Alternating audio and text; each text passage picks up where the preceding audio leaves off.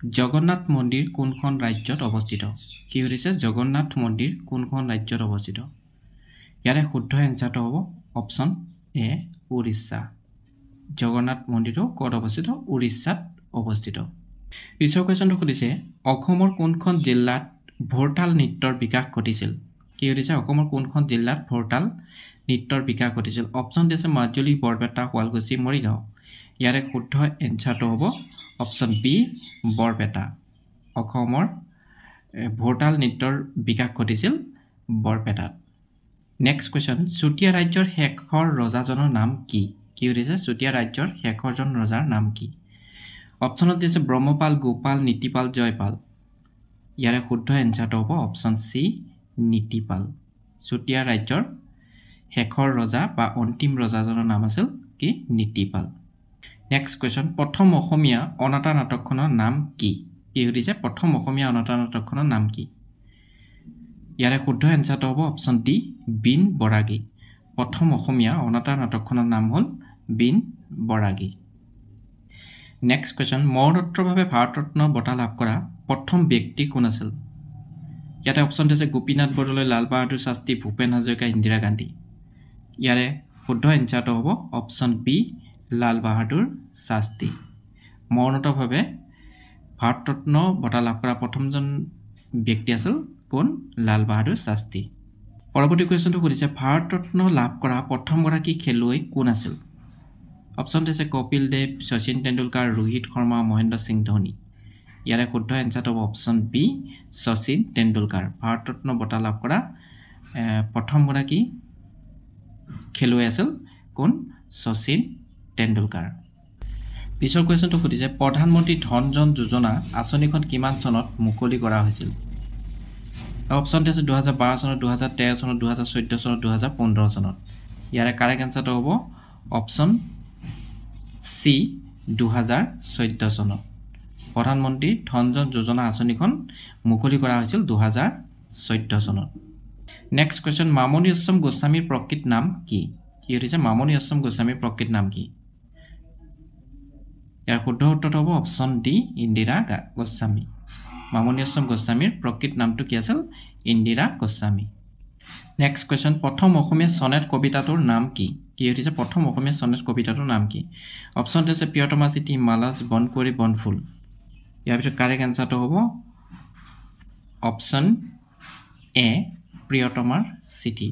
প্ৰথম অসমীয়া সনেট কবিতাটোৰ নাম হ'ল প্ৰিয়তমাৰ চিঠি next question discovery of India গ্ৰন্থখনৰ লেখক কোন কি হৈছে ডিস্কভাৰী অফ ইণ্ডিয়া গ্ৰন্থখনৰ লেখক কোন অপচনত আছে মহাত্মা গান্ধী জৱাহৰলাল নেহৰু সতীশ চন্দ্ৰ কাকতি বীৰেন্দ্ৰ কুমাৰ ভট্টাচাৰ্য ইয়াৰে শুদ্ধ উত্তৰটো হ'ব option B Jawaharlal Nehru discovery of India গ্ৰন্থখনৰ লেখক কোন আছিল জৱাহৰলাল নেহৰু আনহাতে ডিস্কভাৰী অফ আছাম নামৰ গ্ৰন্থখনৰ লেখক বুলি সুধিলে তেতিয়াহ'লে হ'ব সতীশ চন্দ্ৰ কাকতি নেক্সট কোৱেশ্চন নামদফা ৰাষ্ট্ৰীয় উদ্যান কোনখন ৰাজ্যত অৱস্থিত কি হৈছে নামদফা ৰাষ্ট্ৰীয় উদ্যানখন ক'ত অৱস্থিত অপচন আছে উত্তৰ প্ৰদেশ মিজোৰাম অৰুণাচল প্ৰদেশ অসম ইয়াৰে শুদ্ধ এনসাৰটো হ'ব অপচন সি অৰুণাচল প্ৰদেশ নামদফা ৰাষ্ট্ৰীয় উদ্যানখন অৰুণাচল প্ৰদেশ ৰাজ্যত অৱস্থিত নেক্সট কোৱেশ্চন মানৱ অধিকাৰ দিৱস কিমান তাৰিখে পালন কৰা হয় কি হৈছে মানৱ অধিকাৰ দিৱস কিমান তাৰিখে পালন কৰা হয় ইয়াৰে শুদ্ধ এনসাৰটো হ'ব অপচন ডি 10 ডিচেম্বৰ তাৰিখে কি পালন কৰা হয় বিশ্ব মানৱ অধিকাৰ দিৱস পালন কৰা হয় নেক্সট কোৱেশ্চন ইৰাণৰ মুদ্ৰাৰ নাম কি কি হৈছে ইৰাণৰ মুদ্ৰাৰ নাম কি ইয়াৰে শুদ্ধ এনসাৰটো হ'ব অপচন এ ৰিয়েল ইৰাণৰ মুদ্ৰাৰ নাম হ'ল ৰিয়েল পিছৰ কোৱেশ্চনটো সুধিছে ৰাছিয়াৰ ৰাজধানী চহৰখনৰ নাম কি কি হৈছে ৰাছিয়াৰ ৰাজধানী চহৰখনৰ নাম কি ইয়াতে অপচন আছে টাইপে মস্কো সিউল লিমা ইয়াৰে শুদ্ধ উত্তৰটো হ'ব অপচন বি মস্কো ৰাছিয়াৰ ৰাজধানী চহৰখনৰ নাম হ'ল মস্কো নেক্সট কোৱেশ্চন ভাৰতৰ বন মানুহ ৰূপে পৰিচিত ব্যক্তিগৰাকীৰ নাম কি অৰ্থাৎ ফৰেষ্টমেন ইয়াতে অপচন দিছে যাদৱ পায়েং জৱাহৰলাল নেহৰু ৰাধা গোবিন্দ বৰুৱা গোপীনাথ বৰদলৈ শুদ্ধ উত্তৰটো হ'ব অপচন এ যাদৱ পায়েং নেক্সট কোৱেশ্চন লাই হাৰৱা কোন জনগোষ্ঠীৰ উৎসৱ অপচন দিছে বড়ো মেহতেই ডিমাছা কাৰ্বি ইয়াৰে শুদ্ধ অপচনটো হ'ব অপচন বি মেহতেই লাই হাৰৱা মেহতেই জনগোষ্ঠীৰ উৎসৱ নেক্সট কুৱেশ্যন অসমৰ সাংস্কৃতিক ৰাজধানী বুলিলে কোনখন ঠাইক জনা যায় কি হৈছে অসমৰ সাংস্কৃতিক ৰাজধানী বুলি ক'লে কোনখন ঠাইক জনা যায় অপচন আছে তেজপুৰ শিৱসাগৰ যোৰহাট দেৰগাঁও ইয়াৰে শুদ্ধ এনসাৰটো হ'ব অপচন সি যোৰহাট যোৰহাটক আমি কি বুলি জানো সাংস্কৃতিক ৰাজধানী অসমৰ সাংস্কৃতিক ৰাজধানী বুলি জানো পিছৰ কোৱেশ্যনটো সুধিছে ইছৰ মুখ্য কাৰ্যালয় ক'ত অৱস্থিত অপচন আছে কলকাতা হায়দৰাবাদ বেংগালুৰু মুম্বাই ইয়াৰে শুদ্ধ এনসাৰটো হ'ব অপচন সি বাংগালুৰু ইছৰ মুখ্য কাৰ্যালয় ক'ত অৱস্থিত বাংগালুৰুত অৱস্থিত নেক্সট কুৱেশ্যন অৰুণোদয় আঁচনি কিমান চনত আৰম্ভ কৰা হৈছিল কি হৈছে অৰুণোদয় আঁচনিখন কিমান চনত আৰম্ভ কৰা হৈছিল ইয়াৰে শুদ্ধ এনসাৰটো হ'ব অপচন ডি 2020 চনত অৰুণোদয় আঁচনিখন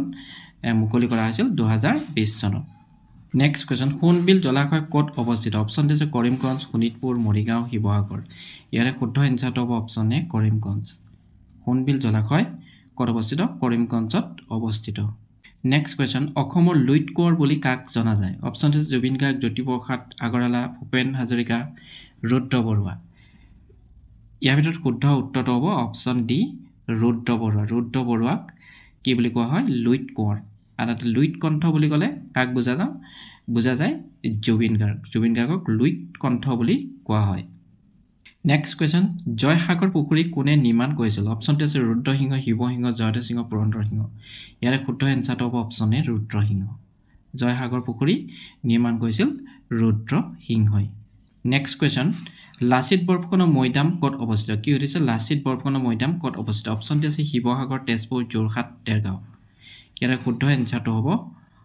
অপচন সি যোৰহাট লাচিত বৰফুকনৰ মৈদাম ক'ত অৱস্থিত যোৰহাটত অৱস্থিত পিছৰ কুৱেশ্যনটো সুধিছে নৱগ্ৰহ মন্দিৰ ক'ত অৱস্থিত অপচনটো আছে নীলাচল পাহাৰ ভস্মাচল পাহাৰ কাৰ্বি পাহাৰ চিত্ৰাচল পাহাৰ ইয়াৰে শুদ্ধ এনসাৰটো হ'ব অপচন ডি চিত্ৰাচল পাহাৰ নৱগ্ৰহ মন্দিৰটো ক'ত অৱস্থিত চিত্ৰাচল পাহাৰত অৱস্থিত